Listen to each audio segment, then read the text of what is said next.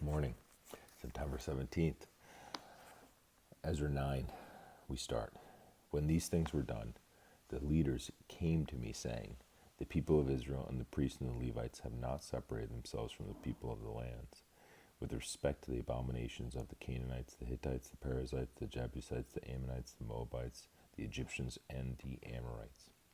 For they have taken some of their daughters as wives for themselves and their sons, so that the holy seed is mixed with the people of those lands.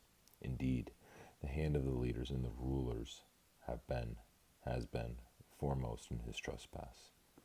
So when I heard this thing, I tore my garment and my robe, and plucked out some of the hair on my head and beard, and sat down astonished.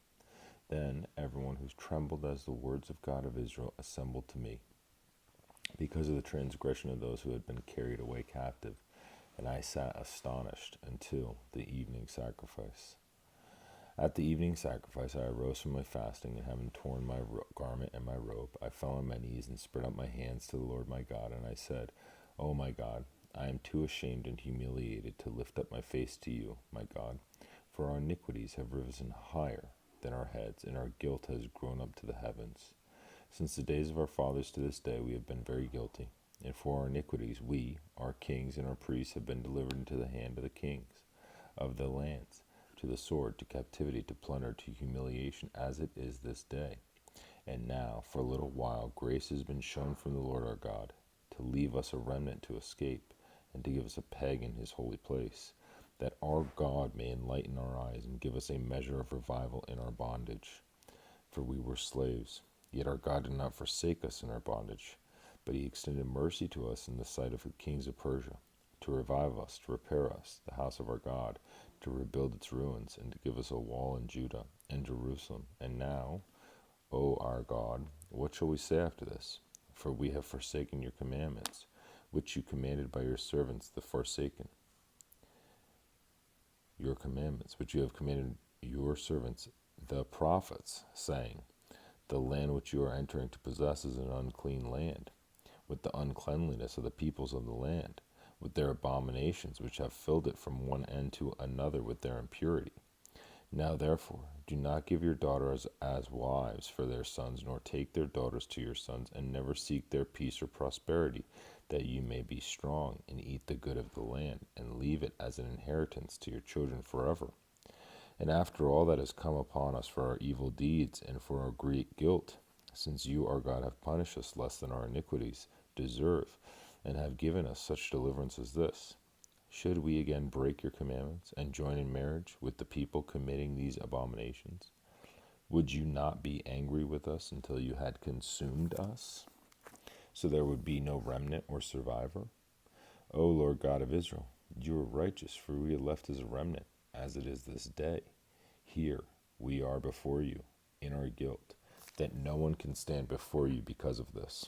Now, while Ezra was praying, and while he was confessing, weeping, and bowing down before the house of God, a very large assembly of men, women, and children gathered to him from Israel, for the people wept very bitterly. As Shechaniah, the son of Jehiel, one of the sons of Elam, spoke up and said to Ezra, we have trespassed against our God, and have taken pagan wives from the people of the land. Yet now there is hope in Israel in spite of this. Now therefore let us make a covenant with our God to put away all these wives and those who have been born to them, according to the advice of my master, and of those who tremble at the commandment of our God. And let it be done according to the law. Arise, for this matter is your responsibility. We also are able to with you. Be of good courage, and do it. Then Ezra arose and made the leaders of the priests, the Levites, and all Israel swear an oath that they would do according to his word. So they swore an oath. Then Ezra rose up from before the house of God, and went into the chamber of Jehoiada, the son of Elisham. And when he came there, he ate no bread and drank no water, for he mourned because of the guilt of those from the captivity. And they issued a proclamation throughout Judah and Jerusalem to all the descendants of captivity, that they must gather at Jerusalem, and that whoever would not come within 3 days, according to the instructions of the leaders and elders, all his property would be confiscated, and he himself would be separated from the assembly of those from the captivity. So All the men of Judah and Benjamin gathered at Jerusalem within 3 days. It was the 9th month of the 20th of the month, and all the people sat in the open square of the house of God, trembling because of this matter and because of heavy rain. Then Ezra the priest stood up and said to them, You have transgressed and have taken pagan wives, adding to the guilt of Israel. Now therefore, make confession to the Lord God of your fathers, and do his will. Separate yourselves from the people of the land, and from the pagan wives. Then all the assembly answered and said with a loud voice, Yes, as you have said, so we must do. But there are many people. It is the season for heavy rain, and we are not able to stand outside. Nor is this the work of 1 or 2 days, for there are many of us who have transgressed in this matter. Please, let the leaders of our entire assembly stand, and let all those in our cities who have taken pagan wives come at appointed times, together with the elders in the city, judges of their cities, until the fierce wrath of our God is turned away from us in this matter. Only Jonathan the son of Asahel and Jehoshaphat the son of Tikva opposed this. Meshullam and Chephethah the Levite gave them support. Then the descendants of captivity did so. And Ezra the priest, with certain heads of the fathers' households, were set apart by the fathers' households, each of them by name. And they sat down on the first day of the 10th month to examine the matter. By the first day of the first month they finished questioning all the men who had taken pagan wives.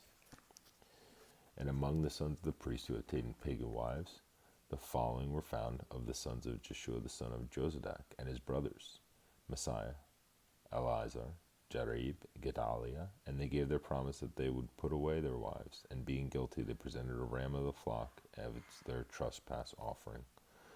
Also the sons of Immer, Hanani, Zebediah, and the sons of Hinnom, Messiah, Eliah, Shemaiah, Jahiel, Uzziah, and the sons of Pashur, Elionai, Masai, Ishmael, Nathaniel, Jesobad, Elasa, and also the Levites, Jozabad, Shemiah, Kaliah, the same as Kalida, Palathiah, Judah, and Elizar. Also of the singers, Elishib, and the gatekeeper Shalom, Telem, and Uri, and others of Israel, and the sons of Parash, Romiah, Jeziah, Malchi, Misham, Elizar, Mashishi, Benah, and the sons of Elam, Mattanai, Zechariah, Jehiel, Abdi, Jeremoth, and Eli, and the sons of Zatu, Eliah, Ashab, Mattaniah, Jeremoth, Zabad, and Azizah, and the sons of Biba, Jehonanan, Hananiah, Zaba, and Athliah, as the sons of Bani, Meshullam, Maluk, Adonai, Shaut, Jeshub, Shail, Ramath, and the sons of Pathath, Moab,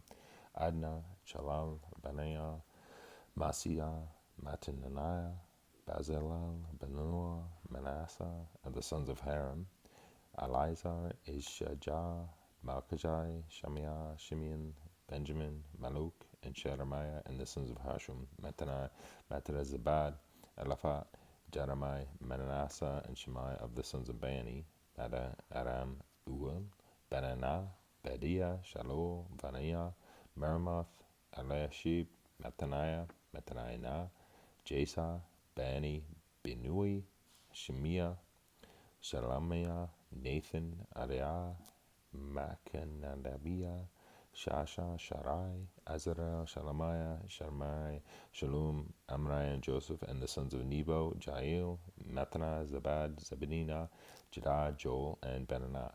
All these had taken pagan wives, and some of them had wives by whom they had children.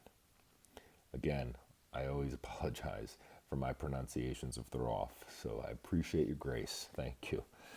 Now we flip to Nehemiah, the words of Nehemiah, the son of Hakaliah. Nehemiah 1:1.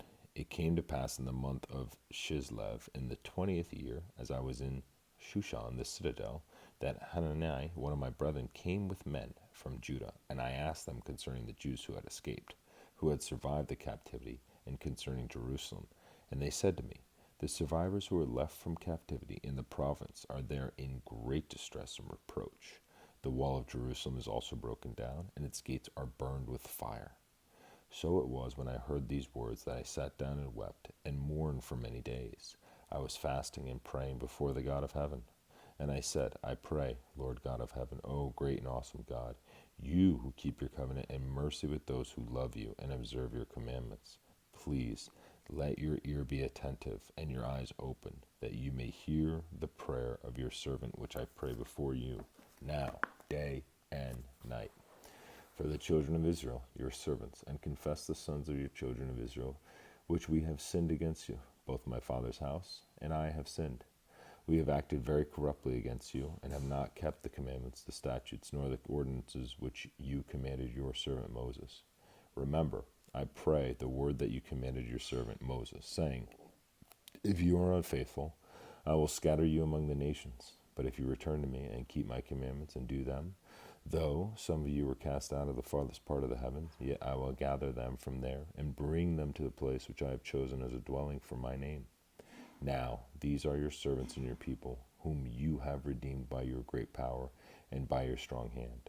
O Lord, I pray, please let your ear be attentive to the prayer of your servant, and to the prayer of your servants who desire to fear your name. And let your servant prosper this day, I pray, and grant him mercy in the sight of this man. For I was the king's cupbearer. Nehemiah 2. And it came to pass in the month of Nisan, in the 20th year of King Artaxerxes, when wine was before him, that I took the wine and gave it to the king. Now I had never been sad in his presence before. Therefore the king said to me, why is your face sad, since you are not sick? This is nothing but sorrow of heart. So I became dreadfully afraid, and said to the king, may the king live forever. Why should my face not be sad, when the city, the place of my father's tombs, lie waste, and its gates are burned with fire? Then the king said to me, what do you request? So I prayed to the God of heaven, and I said to the king, if it pleases the king, and if your servant has found favor in your sight, I ask that you send me to Judah, to the city of my father's tombs, that I may rebuild it. Then the king said to me, the queen also sitting beside him, how long will your journey be, and when will you return? So it pleased the king to send me, and I set him a time. Furthermore, I said to the king, if it pleases the king, let letters be given to me for the governors of the region beyond the river, that they must permit me to pass through till I come to Judah, and a letter to Asaph, the keeper of the king's force, that he must give me timber to make beams for the gates of the citadel, which pertains to the temple, for the city wall, and for the house that I will occupy. And the king granted them to me according to the good hand of my God upon me. Then I went to the governors in the region beyond the river, and gave them the king's letters. Now the king had sent captains of the army and horsemen with me. When Sanballat the Horonite and Tobiah the Ammonite official heard of it, they were deeply disturbed that a man had come to seek the well-being of the children of Israel. So I came to Jerusalem, and was there 3 days. Then I arose in the night, and a few men with me. I told no one what my God had put in my heart to do at Jerusalem, nor was there any animal with me except the one on which I rode. And I went out by night through the valley gate to the serpent well, and the refuse gate, and viewed the walls of Jerusalem which were broken down, and its gates which were burned with fire. Then I went on to the fountain gate, and to the king's pool, but there was no room for the animal under me to pass. So I went up the night by a valley, and viewed the wall. Then I turned back and entered by the valley gate, and so returned. And the officials did not know where I had gone or what I had done. I had not yet told the Jews, the priests, the nobles, the officials, or the others who did the work. Then I said to them, you see the distress that we are in, how Jerusalem lies waste, and its gates are burned with fire? Come, and let us build the wall of Jerusalem, that we may no longer be a reproach. And I told them of the hand of my God, which had been good upon me, and also of the king's words that he had spoken to me. So they said, let us rise up and build. Then they set their hands to this good work. But when Sanballat the Horonite, Tobiah the Ammonite official, and Geshem the Arab heard of it, they laughed at us and despised us, and said, what is this thing that you are doing? Will you rebel against the king? So I answered them and said to them, the God of heaven himself will prosper us. Therefore, we, his servants, will arise and build. But you have no heritage or right or memorial in Jerusalem. Powerful. Love you guys.